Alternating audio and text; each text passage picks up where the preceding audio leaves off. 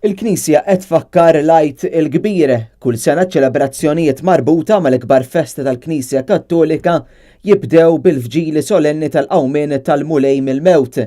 Fil-knejjes madwar Malta u Għawdex isiru il-funzjonijiet.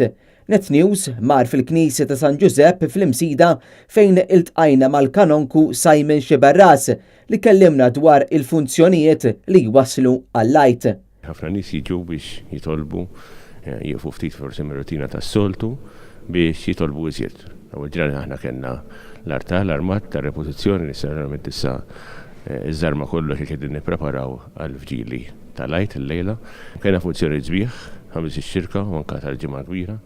Żewġ funzjoni jibqgħu markati fil-qalb tiegħi fil-funzjoni ta' tlieta ma tkunx qudiesa, ma kienet funzjoni ħafna sabiħa. Kien hawn tendenza tajba ħafna u kien hawn dan l-ispirtu ta' talb li jiena ħeġġeġ ħafna anke fil-funzjoni. Il-kalonku Simon Xiberras spjegana l-qofol tal-festa tal-Għid u l-erba' taqsimiet taċ-ċelebrazzjoni u kif il-ġimgħa mqazza hija l-qofol tal-kalendarju tal-Knisja. Sibt il-Għid u ħadd il-Għid huma l-qofol ta' dawn il-fessi li konna qed niċċelebraw l-Għid. Ġifieri kieku Kristu ma qamx mill-mewt.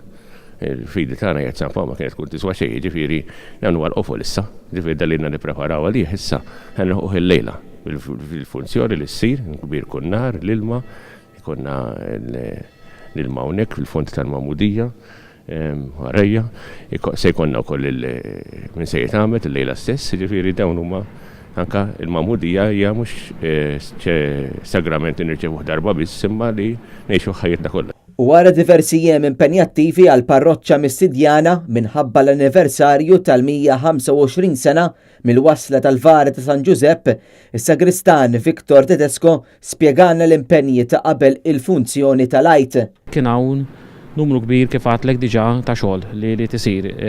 Illum wasanna fl-aħħar ftit, issa ġifieri fl-aħħar qagħad nista' ngħid biex nissiġillaw l-armar kollu biex ikonna kollox ippreparat għal-lejla. F'din il-ġimgħa il-Knisja tinqeleb kull ġurnata, jiġifieri bl-armar tagħha.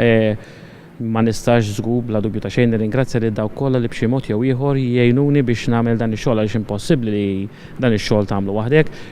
Il-biera pereżempju biex iżżarma l-artal ta' repożizzjoni kien hawn ħafna nies jgħinuni għaliex l-artal ta' repożizzjoni hawnhekk isir b'mod ġo kappellun u jkollok kwantità ta' xogħol biex iżżarma f'lejl wieħed. U apparti li titneħħaddu luri u jinneħħu l-affarijiet kollha li għandhom konnessjoni mal-ġimgħa kbira. Imbagħad dolodu ġifieri anke kif qed tarani għadni sejjer sa issa biex nippreparaw l-artal għall-funzjoni tal-lejla. Iċ-ċelebrazzjoni tal-fġieli twassal għal Ħadd il-Għid li hija l-akbar festa tal-Knisja bit-tifkira tal-qawmien tal-mewt ta' Kristu u twelid mill-ġdid tal-bniedem għal ħajja ta' dejjem. F'ħafna knejjes il-qofol jintlaħaq fiċ-ċelebrazzjoni tal-Magħmudija. Fost dawn hemm 7 adulti li f'dawn il-jiem qed isiru membri tal-Knisja wara Magħmudija mill-Arċisqof ta' Malta Charles Scicluna.